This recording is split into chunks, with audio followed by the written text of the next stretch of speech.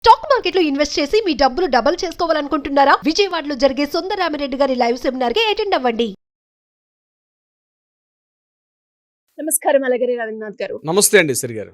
Sir, నిన్నటి నుంచి మనమైతే సైఫ్ అలీ ఖాన్ వార్తలు వింటూ ఉన్నాం అండ్ అలాగే దానికి సంబంధించిన న్యూస్ కూడా మనం చేస్తూ ఉన్నాం. అండ్ ఎప్పటికప్పుడు మనం చూస్తూ ఉంటే ఆ కేసులో ట్విస్ట్ల మీద ట్విస్ట్లు అయితే మనం చూస్తున్నాం. ప్రజెంట్ ఉన్న లేటెస్ట్ అప్డేట్స్ ఏంటి సార్? సైఫ్ అలీ ఖాన్ నిన్న తీవ్రంగా గాయపడి లీలావతి హాస్పిటల్లో ఆయన చికిత్స పొందుతున్న విషయం అందరికీ తెలిసిన విషయమే. అయితే ఇందులో భాగంగా ఎవరి దాడికి పాల్పడ్డారనే విషయం మీద నిన్న మధ్యాహ్నం తర్వాత పోలీసులు, అంటే బాంద్రా పోలీసు, ముఖ్యంగా ముంబై పోలీసులు ఒక ఫుటేజ్ రిలీజ్ చేశారు. అందులో ఎవరైతే ఈ అగంతకుడుగా పాల్పడ్డా, అంటే ఏ అగంతకుడు అంటే ఎవరైతే స్టేప్ చేసినటువంటి పర్సన్ ఎవరైతే ఉన్నారో ఆ పర్సన్ ఫైర్ సేఫ్టీ అంటే ఎమర్జెన్సీ ఏదైతే స్టేర్ కేసు ఉంటుందో ఆ ఎమర్జెన్సీ స్టేర్ కేసు దిగుతూ మనం ఒక వీడియో ఫుటేజ్ కూడా మనకి చూసాం మనం. అందులో ఎవరైతే అగంతకుడు కనిపించాడో అంటే ఆయన మెట్ల దిగుతున్నాడు, ఒక జీన్ కలర్ అంటే బ్లాక్ కలర్ జీన్ వేసుకున్నాడు, బ్లాక్ కలర్ టీ షర్ట్ వేసుకొని ఒక స్కార్ఫ్ భుజం మీద వేసుకొని ఒక బ్యాగ్ కూడా తన హ్యాండ్ బ్యాగ్ ఒకటి పెట్టుకొని ఆయన మెట్లు దిగుతున్నటువంటి ఒక వీడియో ఫుటేజ్ మనం చూసాం. జస్ట్ ఒక సమ్ సెకండ్స్ ఉన్నటువంటి ఆ పర్సన్ వస్తూ కూడా సీసీ కెమెరా చూస్తున్నటువంటి ఆ ఫుటేజ్ మనం చూసాం. ఆ పర్సన్ ఎవరైతే కనిపించారో అంటే ముంబై పోలీసులు విడుదల చేసిన ఆ ఫుటేజ్ ఎక్కడ ఉందని చెప్పి ఎంటైర్ ముంబై మహానగరం మొత్తం కూడా ఉన్న సీసీ ఫుటేజ్ మొత్తం కూడా నిన్న పోలీసు మొత్తం కూడా జల్లెడ పట్టడం అనేది జరిగింది. అందులో భాగంగా ఇప్పుడు అందిన తాజా వార్త ఏంటంటే ఆ ఎవరైతే అగంతకుడు, ఎవరైతే సైఫ్ అలీ ఖాన్ ఇంట్లో ఎవరైతే పార్టిసిపేట్ చేశాడో, ఈ దాడిలో ఎవరైతే పాల్పడ్డారుగా భావిస్తున్న ఆ వ్యక్తి ఎవరైతే అగంతకుడు అనుకుంటున్నామో ఆ అగంతకుడు ఇప్పుడు రీసెంట్గా మనకు అందిన వార్త ఏంటంటే బాంద్రా రైల్వే స్టేషన్లో అతను కనిపించాడు సీసీటీవీ ఫుటేజ్లో. ఆయన అక్కడ నుంచి వసాయ్ నుంచి నల్సాపుర వైపు వెళ్తున్నటువంటి ఆ రైల్వే స్టేషన్లో కనిపించాడు. బహుశా అతను వసాయ్ నుంచి నల్సాపుర స్టేషన్ వైపు వెళ్తున్నట్టుగా కనిపించడం జరిగింది. అంటే ఈయన బహుశా ఆ యాంగిల్లో చెక్ చేస్తాం. అంటే పోలీసుల దగ్గర ఇన్వెస్టిగేషన్ ఇంట్రాగేషన్ ఎలా ఉంటుందంటే pinch to pinch, hair line కూడా విడిచిపెట్టకుండా ప్రతిదీ కూడా వాళ్ళు ఇన్వెస్టిగేషన్ చేస్తారు. అసలు ముందుగా ఎఫ్ఐఆర్ నమోదైంది. ఎఫ్ఐఆర్ గురించి మనం మాట్లాడదాం, దాని గురించి కూడా మాట్లాడదాం మనం. ఎఫ్ఐఆర్ ప్రధానంగా ఎఫ్ఐఆర్ ఏంటంటే 311, 312 అంటే బిఎన్ఎస్ యాక్ట్ ప్రకారం 311 అంటే రాబరీ కింద చేశారు. 312 దేనికైతే ఆ రాబరీకి సంబంధించి ఒక పదునైన ఆయుధం వాడినట్టుగా మనకు కనిపిస్తుంది. అదేవిధంగా 331(6), 331(7), 331(8 ఇవన్నీ కూడా ట్రెస్ పాసింగ్ వీటికి సంబంధించినటువంటి సెక్షన్స్ కింద మాత్రమే ఎఫ్ఐఆర్ నమోదైంది.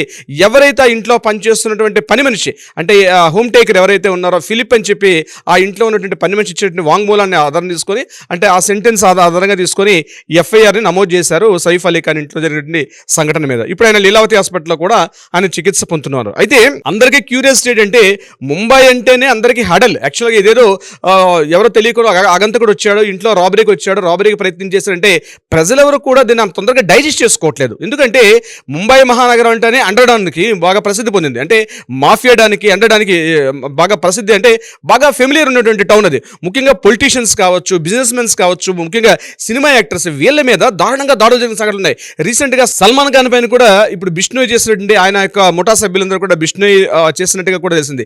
అది కాకుండా రీసెంట్గా పొలిటీషియన్ బాబా సిద్దికి హత్య కూడా ముంబై మహానగరంలో జరిగింది. అటు సిద్దికి హత్య జరిగిన సంఘటన తర్వాత సల్మాన్ ఖాన్ అటాక్ జరగడం. అట్ ద సేమ్ టైం అంతకుముందు మనకి బాగా తెలుసు గుల్షన్ కుమార్ అని చెప్పి టీ సిరీస్ అధినేత, ఆ టైంలో ఒక సంఘటన జరిగింది ఒక 20 years బ్యాక్. గుల్షన్ కుమార్ కూడా ఇట్లానే ఒక టెంపుల్కి వెళ్ళి వస్తుండగా ఆయన మీద ఒకేసారి దొండగులు దాడి చేసి కత్తులతో పబ్లిక్లో ఆయన పొడి చంపేసిన సంఘటన కూడా జరిగింది. అంటే ఇది ఏదో ఒక తాత్కాలికంగా ఒక రాబరీ జరిగింది, ఏదో అగంతకుడు లోపలికి వెళ్ళాడు, ₹1,00,00,000 డిమాండ్ చేశాడు కాబట్టి ఆ ₹1,00,00,000 ఇవ్వనందుకు గాను ఆ దాడిలో సైఫ్ అలీ ఖాన్ మీద ఏదైనా దాడి చేసినట్టుగా బయటకు కనిపిస్తున్నట్టుగా ఎఫ్ఐఆర్ అంటే ప్రాథమిక విచారణలో నమోదైనప్పటికీ కూడా దీని వెనకాల ఏదైనా పెద్ద ముఠా ఉండొచ్చు. ఎందుకంటే అది మరో చోట జరుగుంటే అది సంఘటన వేరే విషయం. ప్రధానంగా ముంబై లాంటి మహానగరం పూర్తిగా హై సెక్యూరిటీ, అంటే పొలిటీషియన్స్ కానీ అదేవిధంగా నేను చెప్పినట్టు బిజినెస్ మెన్స్ కావచ్చు, సినిమా యాక్టర్స్. బాంద్రా వెస్ట్ అంటేనే హైయెస్ట్ రిచెస్ట్ ప్రాంతం అనమాట. మన హైదరాబాద్ ఎలా అయితే మనం జూబ్లీ హిల్స్, బంజారా హిల్స్ అంటామో ఇంతకు మించి ఉన్నటువంటి పవర్ఫుల్ ప్రదేశం అనమాట. అక్కడ పించు టు పించు కూడా సీసీ ఫుటేజ్ తోటి అనుక్షణం కూడా నిఘా నీడలో ఉంటుంది, అంటే సీసీటీవీ సర్వేలెన్స్ ఉంటుంది. అటువంటి ప్లేసులో ఒక అపరిచితుడు ఎలా ప్రవేశించాడు, అది కూడా 11th, 12th ఫ్లోర్లో సైఫ్ అలీ ఖాన్ తలకు హౌస్ ఉంది. అంటే ఈ 11th ఫ్లోర్లోకి ఎలా ఎంటర్ అయ్యాడు, అది కూడా సీసీటీవీ ఫుటేజ్లో హై సెక్యూరిటీ ఉన్నటువంటి ప్రదేశంలో. ఆ బిల్డింగ్ కూడా ఏదైతే మనం బాంద్రా వెస్ట్ నుండి ఈ బిల్డింగ్ చెప్తున్నాం ఫార్చ్యూన్ హైట్స్ అని చెప్తున్నాము, ఇది కూడా హైయెస్ట్ రిచెస్ట్ ఏరియాలో, హై సెక్యూరిటీ ఏరియాలో. ఇది 11th ఫ్లోర్, 12th ఫ్లోర్లోకి ఈయన ఎలా ప్రవేశించాడు అగంతకుడు? అంటే కేవలం ముందు ప్రవేశించాడా, లేకపోతే అంతకుముందే జస్ట్ ఒక 1 week back entire Kareena Kapoor again వీళ్ళ ఫ్యామిలీ, సైఫ్ అలీ ఖాన్ మొత్తం ఎంటైర్ ఫ్యామిలీ రీసెంట్గా వాళ్ళకి స్విట్జర్లాండ్ వెళ్ళి వచ్చారు. ఒక 1 week అక్కడే హాలిడే ట్రిప్ మెయింటైన్ చేసుకొని రీసెంట్గా వచ్చారు. అంటే వీళ్ళు హాలిడే హౌస్ లాక్ చేసుకుని వెళ్ళే సమయంలో అంతకు ముందే దొండ కూడా ప్రవేశించి అక్కడైనా స్టే చేయడం జరిగిందా? ఎందుకంటే రీసెంట్ గా వచ్చారు వాళ్ళు. I think it is 2-3 days back Bombay reach అవ్వడం జరిగింది. సో ఈ ఇంతకు ముందే ఆయన ఎప్పుడైతే అవుట్ స్టేషన్ ఉన్నప్పుడే ఆ ఇంట్లోకి ఏదైతే ఎమర్జెన్సీ వింగ్ ఉంటుందంటే అపార్ట్మెంట్స్ కట్టేటప్పుడు ఎలా ఉంటుందంటే మన ఫైర్ సేఫ్టీ అధికారులు తిరగడం కోసం చెప్పి లోపల వ్యాన్ తిరగడం కోసం చెప్పి సుమారుగా కాంపౌండ్ వాల్ దగ్గర నుంచి బిల్డింగ్ పిల్లర్స్ వరకు కూడా సుమారుగా ఒక 20 feet 25 feet కూడా ఆ గ్యాప్ ఉంటుంది. అంటే వ్యాన్ తిరగాలి కాబట్టి, అంటే ఒక బిల్డింగ్ కన్స్ట్రక్షన్ చేసేటప్పుడు ఖచ్చితంగా ఫైర్ సేఫ్టీ మెజర్స్ కూడా తీసుకోవాలి కాబట్టి ఇందులోనే ఏదైనా అంత హైయెస్ట్ టాల్ బిల్డింగ్ కాబట్టి ఏదైనా ఎమర్జెన్సీ జరగకూడదు, ఏదైనా జరిగితే కూడా ఎమర్జెన్సీ స్టేర్ కేస్ వేరేగా ఉంది అంటే నుంచి మిస్ అవ్వడం కోసం చెప్పి. సో ఇప్పుడు పోలీసులు చెప్పిన ప్రాథమిక విచారణలు ఏం చెప్పారంటే ఈ ఎవరైతే ఇప్పుడు అగంతకుడు ఉన్నాడో ఈ యొక్క ఎవరైతే ఈ దాడికి పాల్పడిన వ్యక్తులు జనరల్గా వస్తున్న ఏరియా కాకుండా ఏదైతే ఎమర్జెన్సీ వింగ్ ఉందో అటు స్టేర్ కేస్ నుంచి వచ్చారు. అగైన్ మార్నింగ్ కూడా 2:33 ఆ స్టేర్ కేస్ నుంచి ఆయన బయటకు వచ్చినటువంటి ఆ దృశ్యాలు కూడా మనకు కనిపించాయి. అంటే ఆ ఏదైతే సేఫ్టీ మెజర్స్ ఉన్నటువంటి ఎమర్జెన్సీ ఆ స్టేర్ కేస్ ఉన్న ప్రాంతం నుంచి ఆయన రావడం జరిగింది. అంటే అక్కడ సెక్యూరిటీ పరిధి లేదా, అక్కడ CCTV సర్వేలెన్సా, అంటే వందలాది ప్రశ్నలు. అంటే ట్విస్ట్లు ఎందుకు అంటున్నాం అంటే ఒక సెలబ్రిటీ, అదేవిధంగా ఒక ఫెమిలియర్ నటుడైనా, ఇది కాకుండా ఆయన ఇటీవల కొన్ని చేసిన ఆయన పిల్లల విషయంలో కూడా ఆయన పిల్లలకు పెట్టిన పేర్లు కూడా కొంత వివాదాస్పదమైనాయి. ముఖ్యంగా ఆయన కరీనా కపూర్కి, సైఫ్ అలీ ఖాన్కి పుట్టిన పిల్లలకి పేర్లు కూడా చూడండి డిఫరెంట్ పేర్లు. తైమూర్ అలీ ఖాన్ పెట్టారు. తైమూర్ అంటే ఏంటి, భారతదేశం మీద అటాక్ చేసి భారతదేశాన్ని రాబరీ చేసినట్టు ఒక ప్రదేశం పేరు. ఎప్పుడైతే తైమూర్ అలీ ఖాన్ పెట్టారో తైమూర్ అలీ ఖాన్ మీద పెట్టంగానే ఇమీడియట్ గా చాలా సంఘాలు అప్పట్లో చాలా డిస్టర్బెన్స్ చేశాయి. ఒక పెద్ద వార్త దావానంగా కూడా డిస్టర్బెన్స్ చేశారు. ఎందుకంటే తైమూర్ లాంటి ఒక భారతదేశ దోపిడీదారు పేరు ఎలా పెడతారు అంటే ఇతను భారతదేశ వ్యతిరేక, హిందూ మత వ్యతిరేక అని చెప్పి కూడా వివాదాస్పద వ్యాఖ్యలు వచ్చాయి. తర్వాత రెండో అబ్బాయికి జహంగీర్ అలీ ఖాన్ పేరు పెట్టారు. జహంగీర్ అంటే ఏంటి, పూర్తిగా భారతదేశాన్ని బ్రిటిష్ వాళ్ళకి అమ్మేసిన వ్యక్తి, అదేవిధంగా భారతదేశంగా అనేక దోపిడీలు చేసి ఉన్నటువంటి వ్యక్తి, ముఖ్యంగా జహంగీర్ అని పేరు. సో ఈ రెండు పేర్లు పెట్టినప్పుడు మాత్రం వాళ్ళు చాలా వివాదాస్పదాలు, చాలా కాంట్రవర్షియల్స్ ఎదుర్కొన్నారు.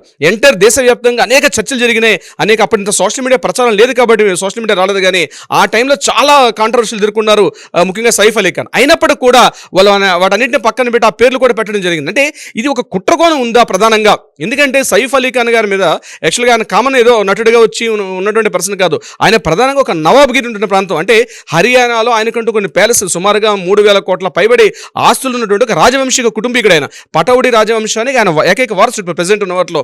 తర్వాత పిల్లలు తర్వాత వచ్చారు. సో ఇప్పుడు లివింగ్ లో ఉన్నటువంటి ఒక సెలబ్రిటీతో పాటు, అంటే సినిమా సెలబ్రిటీతో పాటు ఒక నవాబు ఉన్నటువంటి ఒక రాజవంశీకుడు 1977లో ఇందిరాగాంధీ రాజాభరణాలు రద్దు చేసేటంత వరకు కూడా వీళ్ళు గవర్నమెంట్ నుంచి కొన్ని రకాల రాయితీలు కూడా వీళ్ళు పొందడం జరిగింది. అంటే సైఫ్ అలీ ఖాన్ ఏదో కామన్ మెన్ గా చూడడం, లేకపోతే ఒక కామన్ సెలబ్రిటీగా చూసి ఈ జరిగిన సంఘటన చేయడం కాకుండా ఈ జరిగిన సంఘటన వెనకాల చాలా యాంగిల్స్ లో వాళ్ళు ఎంక్వైరీ చేస్తున్న పోలీసులు FIR నమోదు చేసిన పరిస్థితి ఏదైతే ఉందో కేవలం ఇది బేసిక్, అంటే ఫండమెంటల్ ప్రాథమిక విచారణ ప్రకారం మాత్రమే ఈ FIR నమోదు చేశారు. కానీ దీని వెనకాల ఏదైనా ప్రధానమైన కుట్రకోణం దాగి ఉందా? ఆ కుట్రకోణం కూడా ఏంటంటే మాఫియా డాన్స్. ఈ ఇటీవల కాలంలో 90లో 1990s ఆ టైంలో, ముఖ్యంగా ఆ టైంలో మనకి దావూద్ ఇబ్రహీం లాంటి మాఫియా డాన్స్, అండర్ డాన్స్ ప్రభావితంగా ఉన్నటువంటి ముంబై లాంటి అటువంటి దీనిలో గడిచిన ఒక దశాబ్ద కాలంలో చాలా తగ్గింది ఆ ప్రభావం. కానీ మరలా అటువంటిది ఏమైనా డెవలప్ అవుతుంది. మనం పోకిరి సినిమాలో చూసే ఉంటాం, ఒకసారి డైలాగులు కూడా ఉంటాయి, ముంబై లాంటి ప్రదేశం ఇప్పుడు ప్రశాంతంగా ఉంది, ఈ టైంలో దాని డిస్టర్బెన్స్ కొత్త వాళ్ళు వస్తున్నారని చెప్పి. అంటే ఇది కేవలం ఏదో దారిదోపిడి దొంగ, లేకపోతే అపరిచితుడు ఒక అగంతకుడు లోపలికి ప్రవేశించి ఏదో డబ్బుల కోసం ₹1 డిమాండ్ చేస్తూ సైఫ్ అలీ ఖాన్ని పొడిచే యాంగిల్లో కాకుండా చాలా యాంగిల్స్ ఉంటాయి. అంటే ముంబైలో జరిగిన సంఘటన విషయం అంటేనే, ఎందుకంటే భారతదేశంలో హైయెస్ట్ రిచెస్ట్ ప్రాంతం, భారతదేశానికి ఒక వాణిజ్య కేంద్రం ముంబై లాంటి నగరం ఏరియాలో ఇది కూడా రిచెస్ట్ ప్లేస్. అది కూడా ఒక సెలబ్రిటీ, అతను హైయెస్ట్ సెలబ్రిటీ కూడా. అంటే ఇది నాట్ ఓన్లీ ఫిల్మ్ ఇండస్ట్రీలో సెలబ్రిటీ కాకుండా ఆయన వ్యక్తిగతంగా కూడా కొన్ని వేల కోట్లకు అధిపతి అయిన, అంటే ప్రపంచవ్యాప్తంగా స్విట్జర్లాండ్ మొదలుకొని అనేక ప్రదేశాలు ఆయనకి చాలా ఆస్తులు కూడా ఉన్నాయి. అంటే ఇది కేవలం ఈ యాంగిల్లో కాకుండా కంప్లీట్గా మరొక వేరే దృక్కోణంలో కూడా చూస్తున్నారు. అయితే కంప్లీట్గా పోలీసులు ఏదైతే ఉన్నారో ఇండియన్ పోలీస్ వ్యవస్థ మాత్రం 100% మాత్రం హైలీ టాలెంటెడ్ పర్సన్స్ కూడా ఉన్నారు దీనికి సంబంధించి.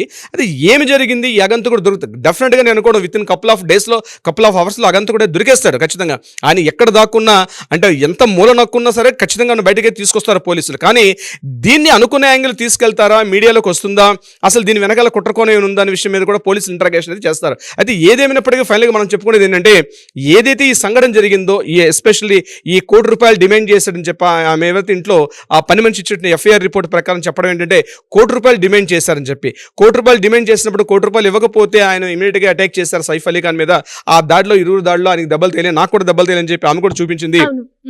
ఆ ఇంట్లో పని మనిషి కూడా. అయితే ఇక్కడ సంఘటన ఏంటంటే కేవలం ఆ ఒక్క 4 గోడల మధ్య సంఘటన కాదు, ఇది భారతదేశంలో నుండి ఎంటైర్ సెలబ్రిటీస్కి, పొలిటీషియన్స్కి, బిజినెస్ మ్యాగ్నెట్స్ అందరికి కూడా ఇది ఒక హెచ్చరికగా జారీ అవుతుంది. ఏంటంటే ఇంత లోపభూయిష్టంగా ఉంటుందా మన సెక్యూరిటీ వ్యవస్థ, విఐపీస్ వివిఐపీస్ నివసిస్తున్న ప్రదేశంలో ఇంత లోపభూయిష్ట విధానంగా సెక్యూరిటీ ఉంటుందా? అంటే ఈజీగా ఒక కామన్ మ్యాన్, ఒక లేమెన్ ఎంటర్ అయిపోయి వాళ్ళ ప్రైవేట్ రూమ్స్లోకి ఎంటర్ అయిపోయి, వాళ్ళ చిల్డ్రన్ రూమ్లో ఎంటర్ అయిపోయి కూడా అంత లోపభూయిష్టంగా ఉంటుందా? మరి సీసీటీవీ ఫుటేజ్ ఏం చేస్తున్నాయి?